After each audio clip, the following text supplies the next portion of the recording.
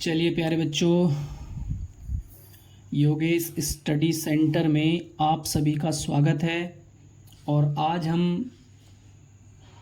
गणित कक्षा 9 प्रश्नावली 1C को कंप्लीट करेंगे। तो पहला प्रश्न है, नीचे दिए गए कथन सत्य हैं या असत्य है? कारण के साथ अपने उत्तर दीजिए। देखिए, पहला प्रश्न क्या है, प्रत्येक अपरिमेय संख्या एक वास्तविक संख्या होती है। तो सबसे पहले हमको ये पता होना चाहिए कि वास्तविक संख्याओं के अंदर कौन कौन सी संख्याएं आती हैं। तो वास्तविक संख्याओं में कौन कौन सी संख्याएं आती हैं भाई? परिमेय और अपरिमेय ये आती हैं। तो ये कह रहा है कि प्रत्येक अपरिमेय संख्या वास्तविक संख्या होती है। तो बिल्कुल सही बात है इसकी। तो ये कथन क्या हो जाएगा इसका? सत्य है। इसके बाद सेकंड है हमारा, संख्या रेखा का प्रत्येक बिंदु √m के रूप का होता है जहां m एक प्राकृतिक संख्या है। तो देखिए, ये जो कथन है ये है असत्य। अब असत्य क्यों है? कोई भी ऋणात्मक संख्या किसी प्राकृतिक संख्या का वर्गमूल नहीं हो सकता, इसलिए क्या है ये? असत्य है। थर्ड क्या है, प्रत्येक वास्तविक संख्या एक अपरिमेय संख्या होती है। तो ये तो भाई उल्टा हो गया पहले प्रश्न का। पहले कह रहा था कि प्रत्येक अपरिमेय संख्या वास्तविक संख्या होती है, बिल्कुल ठीक बात है। अब कह रहा है कि प्रत्येक वास्तविक संख्या अपरिमेय संख्या होती है। नहीं, वास्तविक संख्याएं तो परिमेय और अपरिमेय दोनों होती हैं, इसलिए इसका ये जो कथन है कैसा हो गया? असत्य। ठीक है। अब इसके बाद प्रश्न सेकंड पर चलते हैं, नंबर 2। ये कह रहा है, क्या सभी धनात्मक पूर्णांकों के वर्गमूल अपरिमेय होते हैं? क्या सभी धनात्मक पूर्णांकों के वर्गमूल अपरिमेय होते हैं? तो इसका मतलब है नहीं होते हैं। यदि नहीं तो एक ऐसी संख्या के वर्गमूल का उदाहरण दीजिए जो एक परिमेय संख्या हो। तो देखिए, आप ले लो √4, तो इसका निकालेंगे बाहर, कितना आ जाएगा? 2। या आप √9 भी ले सकते हैं, तो इसका वर्गमूल कितना आएगा? 3। ठीक है। तो ये आपका जो है 2 प्रश्न कंप्लीट हो गए। ठीक है। थर्ड जो प्रश्न है वो कह रहा है, दिखाइए कि संख्या रेखा पर √5 को किस प्रकार निरूपित किया जा सकता है। तो सबसे पहले इसको निरूपित करने के लिए आपको देखिए, आज हम इसको एक रफ की तरह बता रहे हैं थोड़ा सा, और बाकी हम अपनी एक अलग वीडियो इसको √5 को दर्शाने वाली ना आपको बना के यूट्यूब पर डाल देंगे, आप उसको देख लेना। ठीक है। तो लेकिन आज फिर भी हम इसको थोड़ा सा डिटेल में समझा रहे हैं, उसको देख लेंगे। सबसे पहले एक हम बनाएंगे समकोण त्रिभुज। इसमें थोड़ा सा समझाना है तुमको। ये हमने एक समकोण त्रिभुज बनाया, ये A है, ये B है और एक C है। समकोण त्रिभुज में एक क्या लगेगी? पाइथागोरस प्रमेय। त्रिभुज ABC में देखिए, समकोण त्रिभुज जो होता है उसका एक कोण कितने अंश का होता है? 90 अंश का। तो ये जो कोण है ये क्या है? 90 अंश का कोण है। तो ये जो भुजा है ये कहलाती है आधार। किस कोण के लिए? कोण A के लिए। ये कहलाता है लंब और ये कहलाती है कर्ण। ठीक है। तो पाइथागोरस प्रमेय क्या होती है? सबसे पहले कर्ण का वर्ग बराबर आधार का वर्ग प्लस लंब का वर्ग। तो अगर इसको नाम से देखें तो AC का वर्ग बराबर AB का वर्ग और प्लस BC का वर्ग। ठीक है, चलिए अब हम क्या करते हैं, अब हमको दर्शाना है √5 को संख्या रेखा पर। तो क्या करेंगे, देखिए सबसे पहले आप एक पैमाने से लाइन खींचेंगे बिल्कुल सीधी।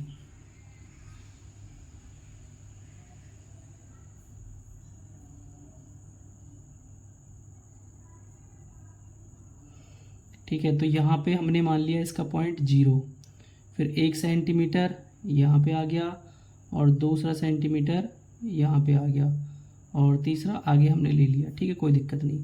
अब हमने क्या किया है, यहाँ से लेके 2 सेंटीमीटर की एक लाइन इस लाइन पर खींच दी। ये जो लाइन है वो 2 सेंटीमीटर की हमने ले ली है। इसको नाम दे देते हैं A और ये B। अब यहाँ 90 अंश का कोण बनाते हुए आप एक लाइन और ऊपर की तरफ खींच दें 1 सेंटीमीटर की। ये कितनी है, 1 सेंटीमीटर है। ये यहाँ से यहाँ तक कितनी थी, 2 सेंटीमीटर।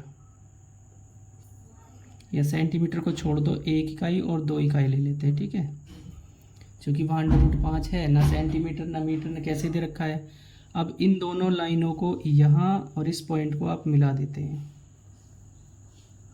ये बिंदु बन गया C। तो ये कौन कितने अंश का कोण बनाया हमने, 90 अंश का।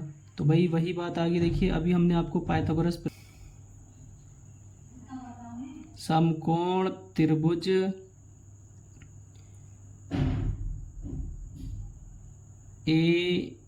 लिख दिया, सॉरी, समकोण त्रिभुज ABC में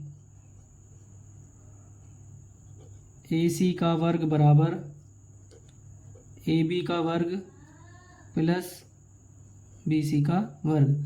तो देखिए AC का आपको मान निकालना है, तो AB का मान कितना था, 2 का वर्ग प्लस 1 का वर्ग।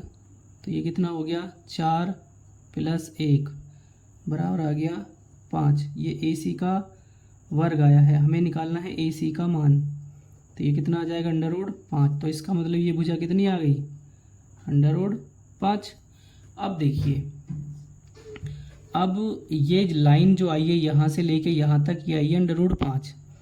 तो देखिए हमारे पास में फ़िलहाल में कुछ व्यवस्था कम है, तो इसलिए यहाँ देखिए, यहाँ रखेंगे, आप लेंगे प्रकार और कच्ची पेंसिल। प्रकार में कच्ची पेंसिल लगाएंगे और उसके बाद प्रकार की नोक तो रखेंगे यहाँ पर। ठीक है, और कच्ची पेंसिल की नोक रखेंगे यहाँ पर, और उसके बाद इस प्रकार से एक चाप लगा देंगे। ठीक है, तो लगभग वो यहाँ पहुँच जाएगा। तो ये जो लाइन आई है यहाँ से लेके यहाँ तक, ये लाइन है √5। ठीक है, तो इसको अब यहाँ नाम दे दो, एक D लिख दो। तो लिख देते हैं AD बराबर √5। तो ये सवाल जो है आपका कंप्लीट हो गया है। हम अपनी नेक्स्ट वीडियो में इसको जो है अच्छे से और आपको समझा देंगे। अगर वीडियो अच्छी लगे तो लाइक करें, शेयर करें, सब्सक्राइब करें और अपने दोस्तों को भी भेजते रहें। चलिए, ये कह रहा है ऐसी 3 संख्याएं लिखिए जिनके दशमलव प्रसार अन्वंशानी अनावृत्ति हों। देखिए, अन्वंशानी का मतलब है इनका कोई भी पद जो है वो आवृत्ति ना करे। अनावृत्ति का मतलब आवृत्ति नहीं होनी चाहिए उसमें, और वो एक अपरिमेय संख्या भी उनसे लगातार उसका जो है वो चलता रहना चाहिए। तो ऐसी संख्याएं अनंत हैं, आपको केवल 3 लिखनी है। तो देखिए पहली लिख दे रहे हैं हम, चलिए एक हमने लिखी 0.10, इसके बाद लिखेंगे 100, इसके बाद लिखेंगे 1000, फिर लिखेंगे 1000। तो इसमें क्या है कि ये पुनरावृत्ति नहीं होनी चाहिए, तो हम इसी वजह से एक 0 एक्स्ट्रा कर दे रहे हैं। ठीक है, यहाँ 1 लिख देते हैं, फिर आगे चलता रहेगा। इसी प्रकार दूसरी लिख सकते हैं 0.20, इसके बाद 2 के बाद 000, 2 के बाद 40, 2 के बाद 50, ऐसे 2 लिख के आगे को ये अनंत तक जा सकता है। ऐसे ही 0.30, 300, 3000, 3 के बाद 000, 3000 और 0 और ये 3। ठीक है, अब आगे चलिए नेक्स्ट प्रश्न की तरफ। ये कह रहा है परिमेय संख्या 5/7 और 9/11 के बीच की 3 अलग अलग अपरिमेय संख्याएं ज्ञात कीजिए। देखिए सबसे पहले लिखा हुआ है 5/7 और दूसरा है 9/11 परिमेय संख्या है। इनके बीच आपको अपरिमेय संख्या निकालनी है। तो पहले सबसे पहले भाग करेंगे, 5 को करेंगे 7 से, पॉइंट लगा के 0 बढ़ाएंगे, 7 7 कितने हो गया 49, बचा 1, पॉइंट लगा हुआ 0 बढ़ सकती है, 7 एकम 7। इतना ही करेंगे, ज़्यादा आगे करने की जरूरत नहीं है। ये हो गया आपका 0.71। इसके बाद दूसरे को करेंगे 9 में भाग 11 से, पॉइंट लगा के 0, 11 8 88, बचे 2, पॉइंट लगा हुआ है 0 बढ़ जाएगी, 11 एकम 11, बचे 9। तो हमें इतने की ज़रूरत है 0.81। हमको कौन सी संख्या निकालनी है? अपरिमेय संख्या।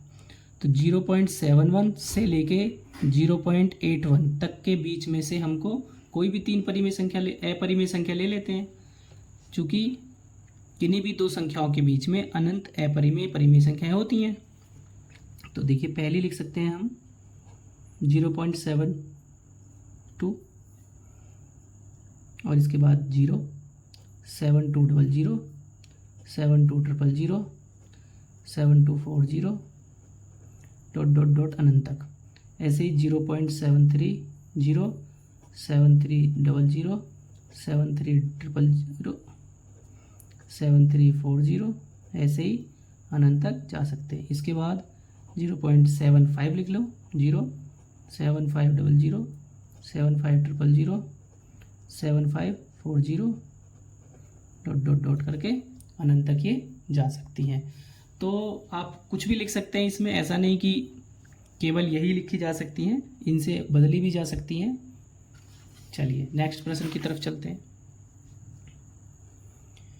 देखिए 6 नंबर प्रश्न है, बताइए कि निम्नलिखित संख्याओं में कौन कौन संख्या परिमेय है और कौन कौन संख्या अपरिमेय है। देखिए सबसे पहले कोई भी ऐसी संख्या जिसका वर्गमूल पूरा पूरा ना निकले तो वो कैसी होती है? अपरिमेय संख्या होती है। तो √23 है, तो ये पहली संख्या जो होगी वो अपरिमेय होगी। ठीक है। √225, √225 किसका वर्ग होता है भाई? कौन बताएगा? चलिए नहीं पता तो निकाल के देख लेते हैं। जैसे हमने निकाला 225 को ऐसे काट देते हैं, 2 से तो कटेगा नहीं, 5 से काटिए, 5 चौक 20, बचे कितने? 2 और 5 पंजे 25, 5 से काटेंगे, 5 9 45, 3 से काटेंगे, 3 3 9, 3 से काटेंगे एक बार, तो जोड़े बन गए 5 और ये 3, तो 5 3 कितना हो गया? ये आ गया बाहर निकल के 15। तो ये कैसी संख्या है? परिमेय। 0.3796 ये भी परिमेय संख्या है, क्योंकि ये एक शांत दशमलव भिन्न है, दशमलव संख्या है, इसलिए कैसी संख्या है? ये परिमेय। और देखिए ये एक अशांत है। कैसी है? अशांत है, लेकिन इसमें थोड़ा सा ध्यान रखने वाली बात क्या है? देखिए इसमें हो रही है पुनरावृत्ति 478, 478, तो ये तो भाई परिमेय हो गई। कैसी है? परिमेय। इसके बाद ये एक कैसी संख्या है? अभी हमने लिखी है इसी प्रकार की संख्या, ये है एक अपरिमेय संख्या, क्योंकि ये अनुवंशानी अनावृत्ति है। चलिए भाई प्रश्न नंबर 7 देख लेते हैं। कारण देते हुए स्पष्ट कीजिए कि निम्नलिखित में से प्रत्येक संख्या अपरिमेय संख्या है। पहला है 5 + √3। देखिए, किसी भी परिमेय संख्या में जब आप कोई अपरिमेय संख्या जोड़ते हैं तो वो अपरिमेय संख्या होती है। तो ये अपरिमेय संख्या है, उसने तो बोल ही रखा है पहले से ही। ऐसे ही नीचे वाला हो जाएगा अपरिमेय। तीसरा जो है 3√7, किसी परिमेय संख्या में जब आप अपरिमेय संख्या से गुणा करते हैं, किसी परिमेय संख्या में जब आप अपरिमेय संख्या से गुणा करते हैं तो वो भी क्या होता है, अपरिमेय। नेक्स्ट प्रश्न देखिए, ऐसे ये भी अपरिमेय है।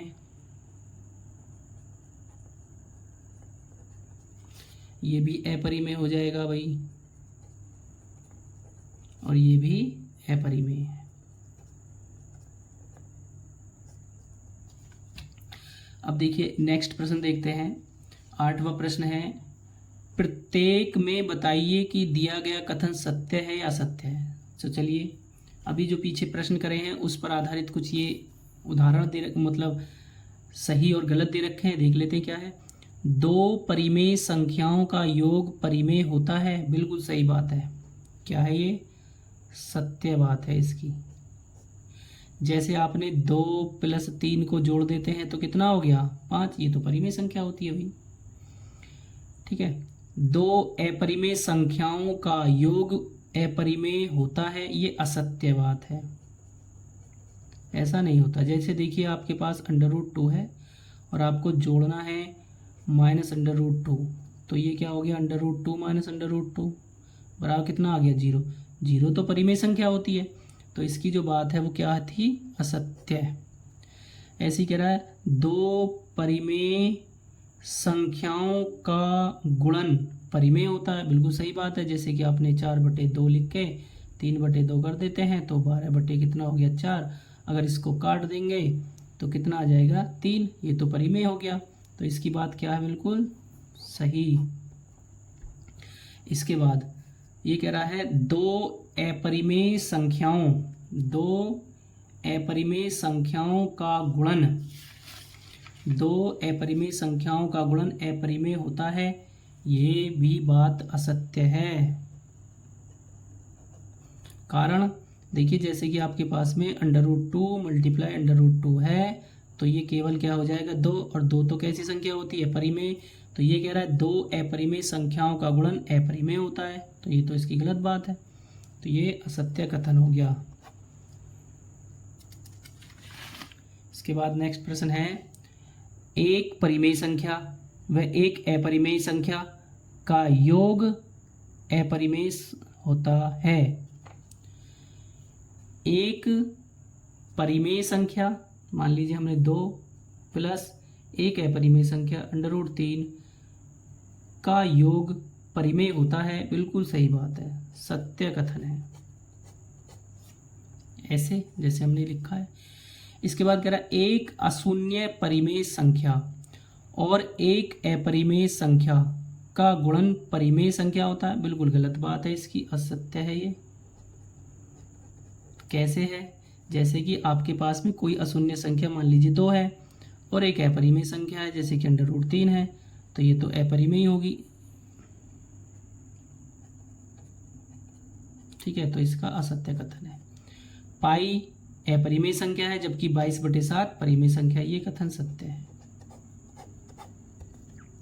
ठीक है, अगर वीडियो अच्छी लगी हो तो लाइक करें, शेयर करें, सब्सक्राइब करें और बेल आइकन दबाना ना भूलें, जिससे नई वीडियो का नोटिफिकेशन आपके पास सीधा पहुंच जाए।